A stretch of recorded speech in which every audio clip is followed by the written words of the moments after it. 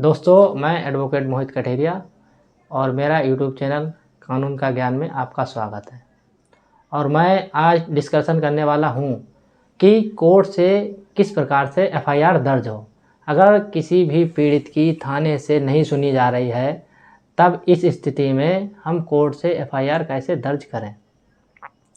अब मान लो कि किसी व्यक्ति ने आपको मारा, पीटा या आपके ऊपर गाली गलौज किया है या फिर आप पर जानलेवा हमला किया।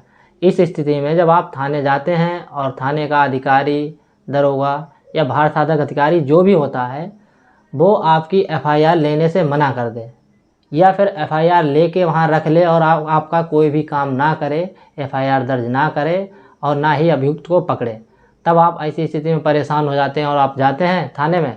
दरोगा से या वहाँ के अधिकारी से आप हाथ पैर जोड़ के या पैसे दे के काम कराने की कोशिश करते हैं, लेकिन उसके बावजूद भी आपका काम नहीं होता है। तब आप ऐसी स्थिति में क्या करेंगे? आप कोर्ट से भी एफआईआर दर्ज कर सकते हैं। आखिरी रास्ता थाने ही नहीं है, ये बात आप जान लो। इसके बाद अगर आपकी एप्लीकेशन कोई भी थाने का अधिकारी नहीं ले रहा है या फिर वो लेके वहाँ डाल दे रहा, अभियुक्त को नहीं पकड़ रहा है, तो पीड़ित व्यक्ति को क्या करना चाहिए? तो इसके बारे में प्रोविज़न है 156(3) CRPC, जो कि अब 173(4) BNSS हो गई है। तो इसमें क्या करेंगे कि वही एफआईआर लेके अब हम जाएंगे एसपी साहब के पास और वहाँ पेश हो जाएंगे।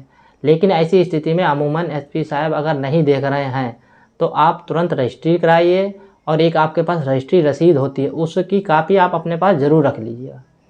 फिर उसके बाद आप न्यायालय जाइए और उसके साथ में एक शपथ पत्र लगाइए और वहाँ पर दाखिल कर दीजिए। जल्दी से जल्दी जज साहब आपके संबंधित थाने से एक रिपोर्ट मांगते हैं। रिपोर्ट मांगने के बाद उसमें देखेंगे क्या आपके साथ मारपीट हुई या नहीं हुई या आप झूठी एफआईआर कराना चाह रहे हैं। तब अगर आपके पर मारपीट हुई है तो जज साहब वहाँ के लिए एफआईआर लॉन्च करने की बात कह दें कि आप एफआईआर लॉन्च करिए। और अगर फिर भी नहीं दरोगा कर रहा है, आप जा रहे हैं वहाँ नहीं कर रहा है, तब एक आपका परिवाद हो जाता है जिसमें अगर उम्मीद हो कि शायद आपके साथ मारपीट नहीं हुई है, आप झूठा केस डालना चाह रहे हैं, तो जज साहब ऐसा करेंगे कि वो मामला परिवाद में, यानी कि वो कंप्लेंट केस हो जाता है, वो प्राइवेट केस हो जाता है। अगर थाने आप जाएंगे तो सरकारी केस हो जाता है।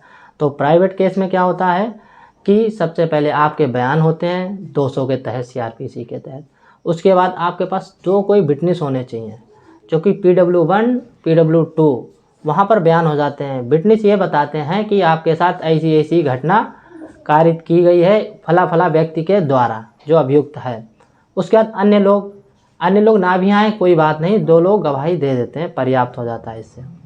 अब इसके बाद क्या होगा कि साहब के पास जाके आपके एडवोकेट वहाँ पर बहस कर देते हैं, जिसे तलबी बहस बोलते हैं। बहस होने के बाद वहाँ से वकील जो होते हैं वो अभियुक्त के लिए सम्मन या फिर NBW वारंट कटवा देते हैं, तब ये पकड़ के आ जाता है। तो आप ये मानिए कि कोर्ट के द्वारा एफआईआर दर्ज हो जाती है और जिसने आपको मारा पीटा है अभियुक्त को पकड़कर तत्काल थाने जेल में भेज दिया जाता है। अगर ऑफेंस जो है गंभीर प्रवृत्ति का है तो उसे जेल भेज दिया जाएगा।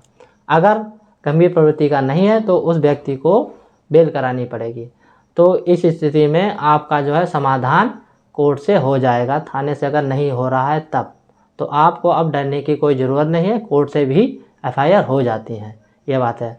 तो जो हमने आपको जानकारी दी आपको कैसी लगी ये आप जाके हमें कमेंट बॉक्स में बताएं और हमारा चैनल को सब्सक्राइब करें, लाइक करें।